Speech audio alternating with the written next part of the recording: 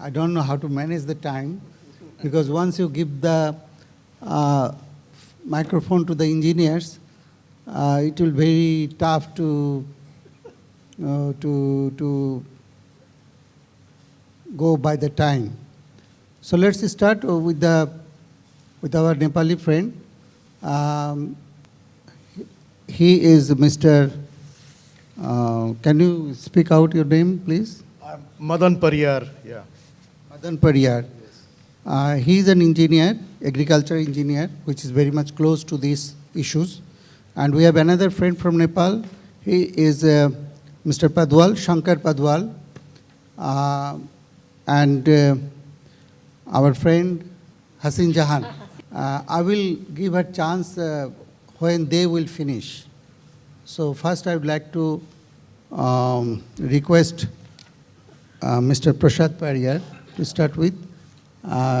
He will go by one or two slides, because we are discouraging slides so that we have more time to talk and more question to answers.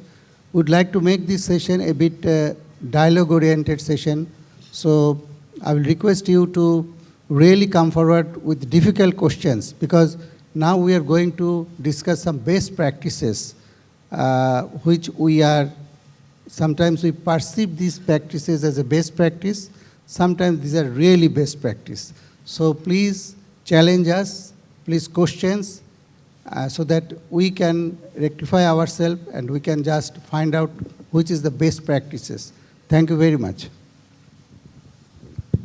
Thank you very much. I just want to start with the organization, a little bit to tell you about my organization. I work with ID, which has headquarters in USA, with affiliate offices in UK and Canada. And we're operating in 11 different countries in Asia, Africa, and Latin America. Mostly we are focusing on smallholder income generation, and this climate change adaptation and resilient development is a cross-cutting theme almost in all the programs and projects we're working with. I will not like to use my slides actually, as you said. I will just like to, throw my views on this. Nepal ID Nepal, we are working since 1992 in Nepal. And we have a lot of experiences of working with community-based adaptation, particularly for resilient development. I would like to share one over here, an important one here. In Nepal, as you know, is the most vulnerable country. It is a country at extreme risks. We are ranked as 30th in terms of floods, and almost 1.9 million people in Nepal, they are highly vulnerable to climate change. Major issues that we have are the changes in variability in water availability, increased temperature, uncertainty, and erratic and decreased access to water makes crop reliant on rainfall, less productive and more risky. There is more increased temperatures are increasing disease and pest problems. Let me share with you a very important practice that we have been scaling up in Nepal, that is multiple use water systems. This is a pipe water system that provides sufficient water for domestic needs and additional water for high-value cross-production. These are community-based initiatives for resilient development. We have 25 or more households covering more than around 125 people. They reside in a community. They install and benefit from these systems. They have elected management committee which governs, operates, and maintains the system. The structure consists of intake, drinking water tank, spillover water storage tank, pipe water distribution system, drinking water taps, and a micro irrigation network. And we have developed almost 280 such multiple use water systems over the last 15 years, benefiting about 65,000 people in 30 districts of the country. There are mostly they are gravity multiple use systems, but we do have some grid operated systems, solar systems also. And almost 65% of the funds, they come from local government and communities. Well, yes, I didn't want to show it, but you said, okay. So these pictures, they are showing you the different type of mousses that we have there, actually. And then some of the impacts, like we have been able to increase the income by $200 We have high density micro irrigation use. It protects water source from contamination. Diverse food production improves local food availability and diet quality, and sustainability reduces workload for water collection. It is also reducing water conflict, actually, and encourages better plan for climate change adaptations, basically allows women to be involved in productive activities such as horticulture, staple food, poultry and livestock rearing, fish farming with potential significant livelihoods benefits. There are different researches that have shown the benefits of these multiple use water systems. So many researches have been done. And a little bit, the last slide that I just wanted to say, what is our scaling up strategy? We are hoping to facilitate another 400 multiple use water systems that could benefit 100,000 people next 3 years. And then our key developments in our MOOS efforts is we are trying to have a scaling strategy which will utilize a mixed model of finance, including investment of local government through local adaptation plan of action process, investment of communities, and investment through finance institution, private sector with a focus on adaptation. Thank you very much. Thank you. You can come forward with your questions now, or you can keep these questions after we finish all three. Then we can go. But please, if you have something very burning in your mind, you cannot wait for another 2, 3, 4, 5 minutes, then you can raise your hand.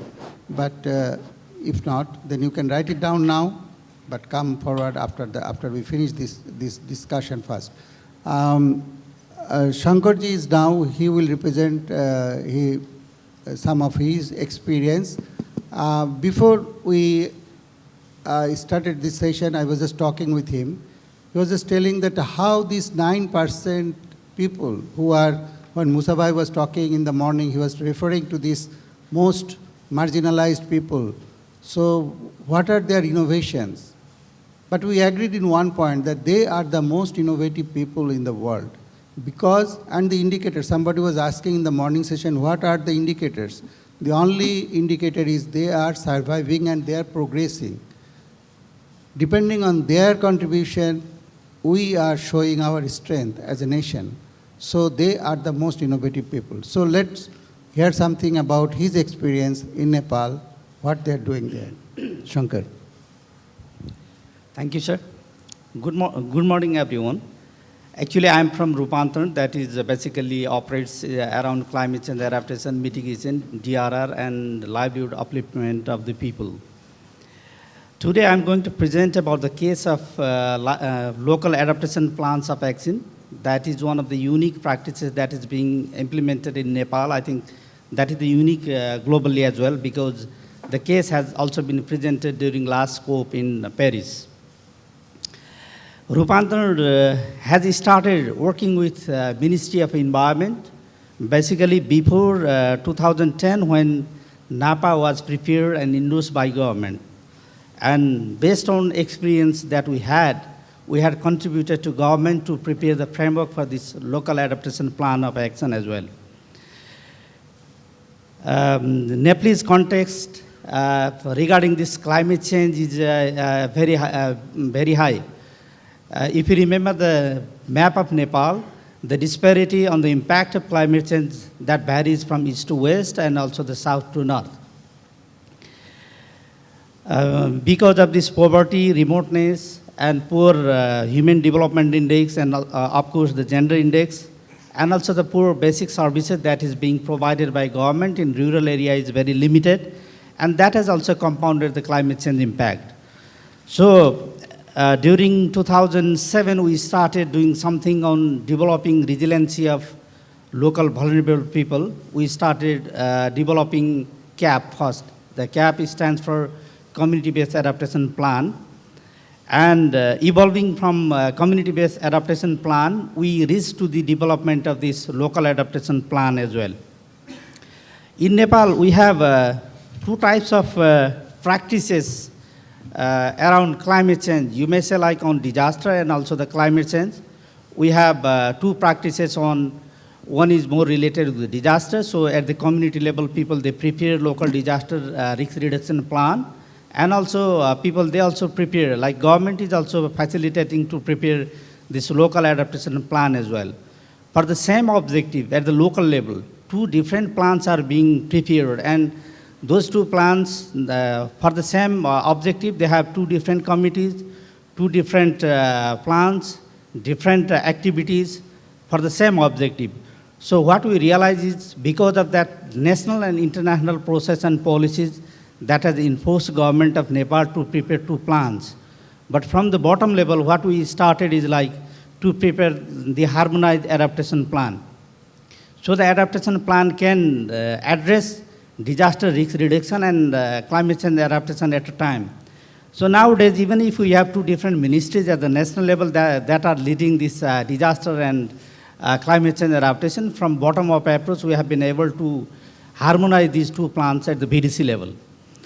So as a process, like this morning we have discussed a lot about while designing climate change adaptation plan, we need to understand the context of the local areas, because Nepal's context is, geography is very varying, altitude, biodiversity, everything is very contrasting from in different ecological region.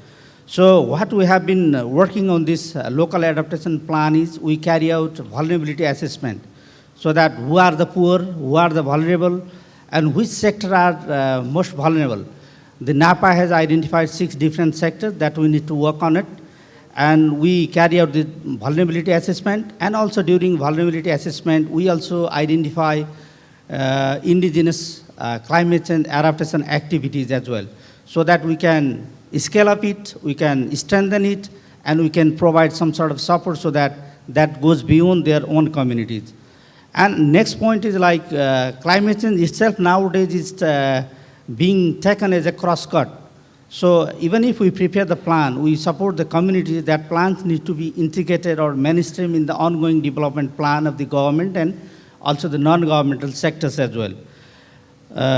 And these adaptation plan are more flexible. For example, ongoing development plan from government activities that apply the financial time, and so that if that is not implemented, and those regular activities, if they are not implemented, that can go, that cannot go beyond. But this LAPA is flexible, and that can implement activities in a rolling basis as well. And within that, this morning we have discussed a lot about this multiple domain. This LAPA contains 6 different domains. So for example, forestry and biodiversity, water and energy,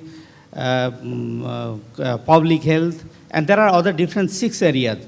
So when we prepare those plans, we ensure that those vulnerability of those different areas are properly addressed and different adaptation activities are properly planned. Once that plan is prepared, and Rupantar and also other, there are various organizations, they support for implementation as well. Preparing those plans, they also fix the indicators within 3 years or 5 years period, what they would like to see on the side of adaptation capabilities.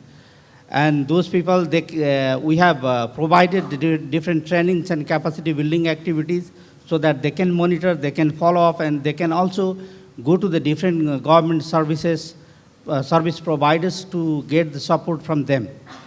And for the sustainability within this LAPA, like the basic thing is like promoting the capacity of local people. And also we are also supporting local NGOs, because we are being the national NGO, we are supporting local district-based NGOs so that they can understand whole these dynamics, and they can support for those communities where they are operating for long. But still there are different challenges. For example, I myself just visited the area, and my experience is common sense is uncommon in our localities. For example, everyone talks about governance, good governance. If you ask for government people and also the non-governmental people, they will talk much about common sense. There shouldn't be corruption, there should be the need-based activity planning, but actually that is not being happened, and that has also undermined the resilience building process of local communities. And another point is like even within the planning system, regular development activities, that is also going to be supposed to develop the resilience of the communities. Those plans are actually made without following bottom-up approach. Some of the government official and also some of the elite people, they influence on planning process. And that has also undermined the developing resiliency of local people. And also another challenge is like we have been developing LAPA and also supporting from different donor-funded projects, but those donor-funded projects are not much long enough.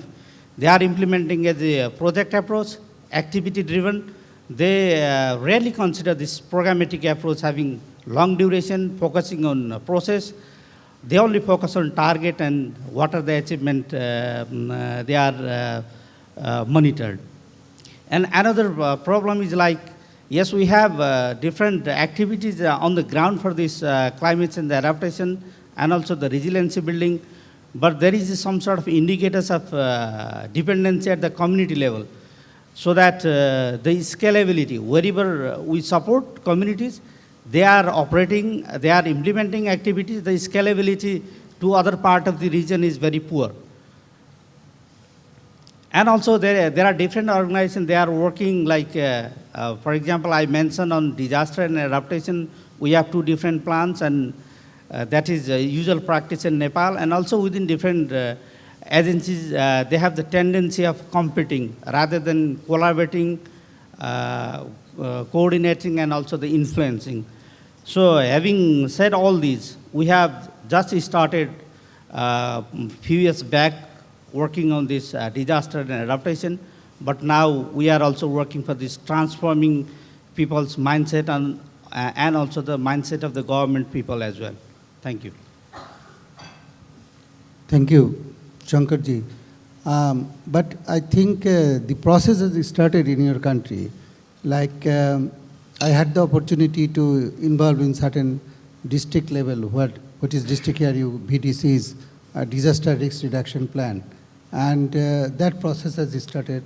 Now you have a democracy in your country. So let's hope the best. And that is a very bottom-up approach to me, because I was in Aceh, one of the district in the western, and the really community level consultation was going, though it was a very short time, very quick, because of certain limitation, you have to do certain things by some date and time.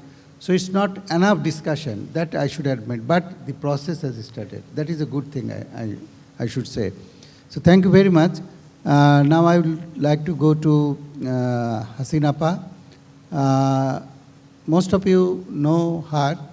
She is working now with Practical Action, but before that she was with WaterAid and other organization. Wherever she goes, it's become gold. So with her touch, the WaterAid became a gold mine, and they have done very good things and commendable things, I should say. And there are many practices they have they have many things they have captured from the people, and then they scale up. That is the good thing, which I understand. And also the Practical Action. Practical Action started in this country and also in the world as intermediate technology. Gradually they understand that it's not intermediate technology. We have to have certain thing which is practical, frugal. So that's why they have changed their name. And now over to Apa. Thank you. I understand that the facilitator, I mean the moderators are really, really powerful. And he immediately, after sitting here, changed my topic. So I'm no more talking to you, the one I prepared, or I have no reference point. So, so welcome again to my, instant chosen topic, and that is definitely very close, not to your heart, but definitely close to your gut. So before starting talking on my topic, let me have a few rapid-fire questions over to you. Could you please raise your hand who are from Bangladesh? Quite a huge number of hands, please. Now I would like to raise hands to the persons who really know that the sludge of their septic tank, of their house, apartment, home, whatever, is going. Who really, really know that? No one at all. Oh my God. So my topic is close to your gut, fecal sludge management, the second generation problem, and definitely it will be a part of climate change at the long run, or if you can articulate in that fashion. In fact, Bangladesh is very renowned for its success on sanitation. Right now, open defecation has been reduced to 1% only. And does it mean that the problem has resolved? It's not like that. Every day, 80,000 metric ton of fecal waste is generated in Bangladesh, and of which only 1% is treated. And in Dhaka city, only 20% population are connected with the sewage system, and rest 80% are deposited in the septic tank. Those are mostly illegally connected to the storm sewer or somehow to the drainage or whatever. They are basically polluting the environment, both the environment, surface water, and the groundwater. So that is the scenario.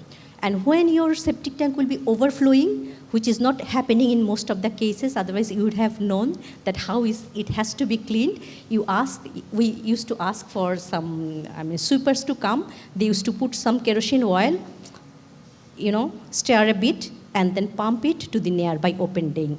That is the simple technique we are using in Dhaka city in the era of 2000. So that's the happening.